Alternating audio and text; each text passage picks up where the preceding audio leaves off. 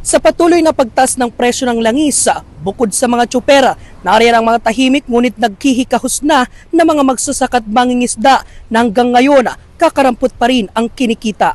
Patuloy na pinapasa ng mga magsasaka at mangingisda sa lalawigan ng Pangasinan ang epekto ng tumataas na presyo ng langis na nagdudulot ng dagdag gastos sa kanilang hanap buhay. Ayon kay Tatay Lito, isang magsasaka mula sa bayan ng Aguilara, doble ang dagok na kanilang nararanasan dahil bukod sa mahal na krudo, bumababa rin ang kita mula sa kanilang ani. Mahirap, sir.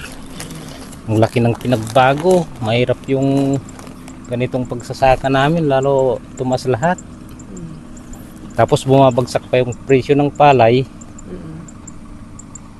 Diyan kami natatalo ngayon. Dagdag pa niya, kasabay ng pagtaas ng presyo ng diesel ay ang pagbaba naman ng presyo ng bigas, dahilan upang lalo silang mahirapan sa pang-araw-araw na gastusin. Sa isang galon po, ilan po yung nagagastos nito ay? Katulad nitong galon na ito, ma'am, 600 halos higit kalahati lang. Ubos na, oh. Wala na naman. Bibili na naman kami. Kaya mahirap talaga ngayon.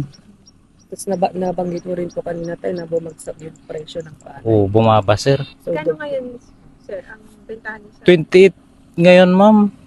Pero maraming gastusin ngayon, kaya talo pa rin kami. samantala, inaasang muling tataas ang presyo ng diesel na ginagamit sa mga makinaryang pansaka at bangka ng mga mangingisda ngayong linggo nang humigit kumulang 14 pesos hanggang 14.50 pesos kada litro. Kung magpapatuloy ang oil price hike, maaaring umabot sa halos 130 pesos kada litro ang diesel, habang posible ring tumaas ang presyo ng gasolina ng 7 pesos hanggang 7.50 pesos kada litro. Sa kabila nito, umaasang mga nasa sektor ng agrikultura tulad ni Tatay Lito sa agarang tugon ng pamahalaan. Dulong ang kanilang panawagan upang maipagpatuloy ang pagbibigay ng pagkain sa hapag ng bawat pamilyang Pilipino. Kasama mo mula rito sa FM News Dagupan, ito si Idol Nil Bueno, Tatak R. MN.